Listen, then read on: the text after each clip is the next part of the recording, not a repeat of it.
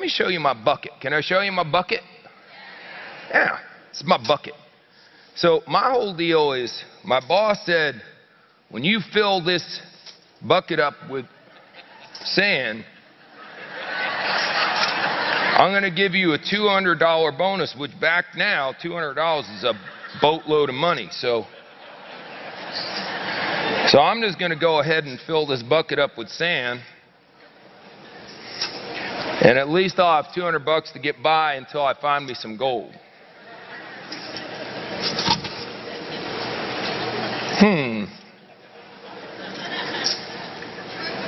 The hell?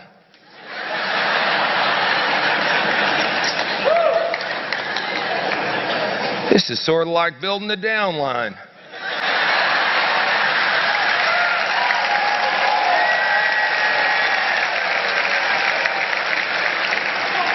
Seems like they fall out as fast as I put them in.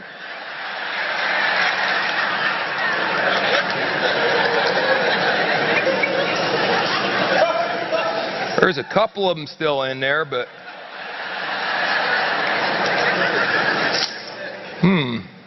interesting.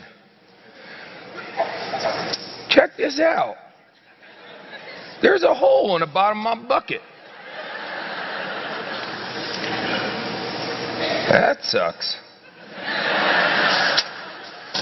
Oh, wait, I think I got an analogy for you.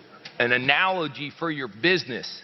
What if building a big old downline is like filling up a bucket with sand, and all your reps and customers are just little grains of sand, itty-bitty ones, and you put them in a little at a time and a little at a time, and when you fill the bucket up, you're rich. Isn't that a good analogy? The problem is, we all got a hole in the bottom of our bucket. So when you put people in, some of them stay and some of them fall out. Now here's the variable. I don't know if you all do math. A consistent is that we all got a bucket. The consistent is there's an unlimited amount of sand for us to find and put into the bucket. And a constant is we all got a hole in the bottom of the bucket. Here's the variable. The variable is the size of the hole in the bottom of your bucket. Some of you have a really small hole in the bottom of your bucket, so you don't lose that much sand. Some of you got y'all a Grand Canyon size hole in the bottom of your bucket.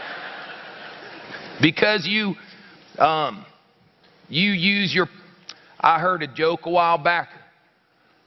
They said, what do jerks use for birth control? Their personality.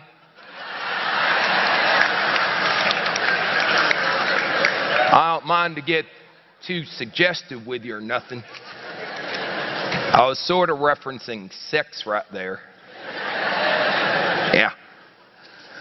Yep, you're not supposed to talk about God, politics, or religion when you're a public speaker, so we're working on the sex right now. We'll get to the other stuff soon.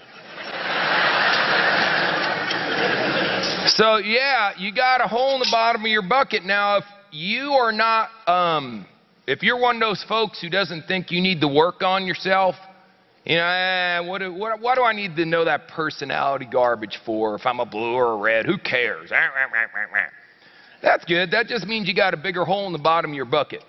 Everyone on your team is what we call a volunteer, okay? Unless you're paying your people a salary to be on your team, which would put you in the dumber than a rock category. So everyone's a volunteer. That's what's so cool about what y'all do. You can have hundreds of people or thousands of people making you money. You don't have to pay none of them a salary.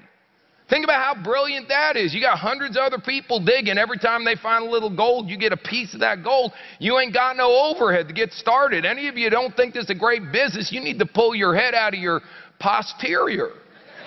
I mean, this is unbelievable. It's awesome. But the problem is there's always the other side of the coin. The other side of the coin is they're all volunteers because we ain't paying them nothing. So they're volunteers. So when you're a jerk to a volunteer, a lot of times they quit. They just disappear. Have you noticed?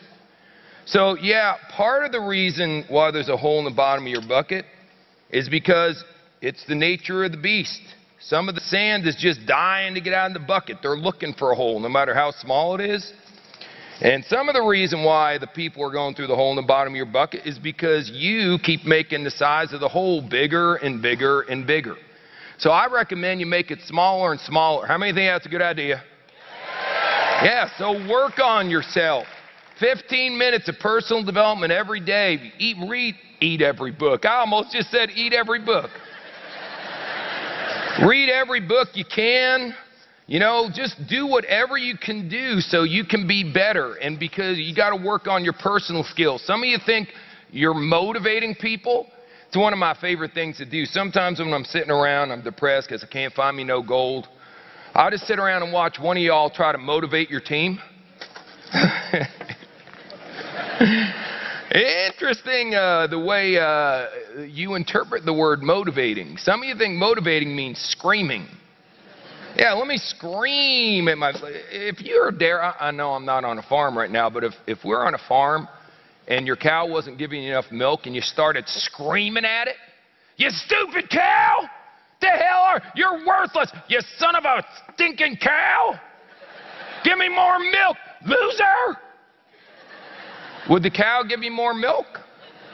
No, you got to be nice to the cow. Oh, cute little cow. I like you a lot, cow. I sure wish you'd give me a little more milk, though. That's how you talk to the cow, for heaven's sakes. So it's the same deal. People on your group, you have to find that delicate balance between being firm enough but not too much.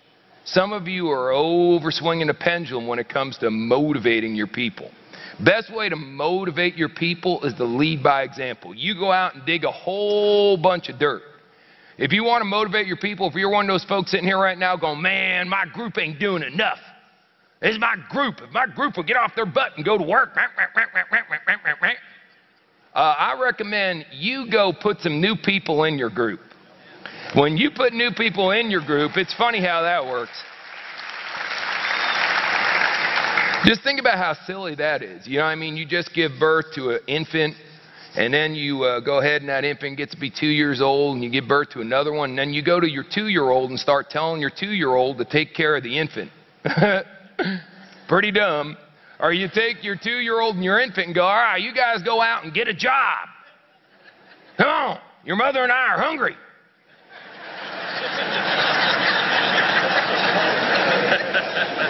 You should be the one bringing home the bacon there, bozo.